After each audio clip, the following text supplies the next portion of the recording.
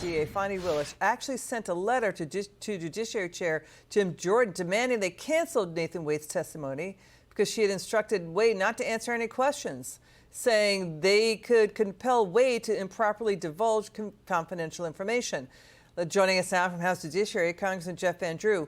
What do you think of the action today? What is going on here? Oh, well, we're trying to get to the truth. We want transparency. Supposedly, that's what they want as well. But the bottom line is to understand what happened here. Fani Willis, the DA, hired a special prosecutor, Nathan Wade, who was her lover, paid him over a period of time $700,000.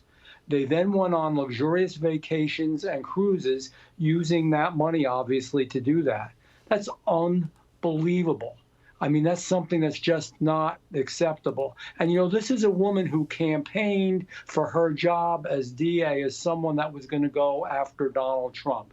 The word I think of is corruption, how wrong all this is. And meanwhile, federal funds flow into her office that very possibly were used for all of this. How inappropriate, how wrong is that? People are so damn tired of this. American taxpayers, American workers are breaking their back, working every single day, sometimes 2 jobs, 3 jobs, and they're paying for crap like this. Yeah, enough. We should point out in March, Nathan Wade did step down from the Trump case in Georgia after the Fulton County Superior Court Judge Scott McAfee ruled they did have a conflict that hit the case. So it's $700,000 he was paid.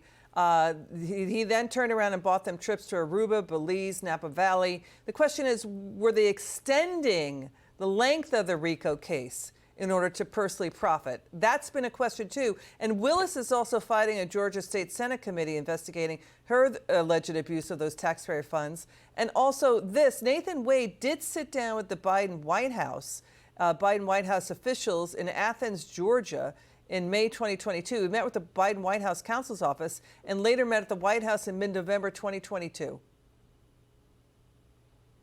Look, there's no question here that there was a concerted effort across the country by liberal, left-wing prosecutors and others that were politically involved to go after Donald Trump to prevent him from running for the presidency of the United States. They failed. He's running. He's going to win. But the point is, this is not the system of justice that we have grown up with, that we believe in, that is American. It's very, very wrong. And the term that's used all the time, and Liz, you hear it all the time, weaponizing the judiciary. And America doesn't do that. This is something new and it's something awful. Got it. Congressman Van Drew, thanks for that. Appreciate you so much. Good to be with you.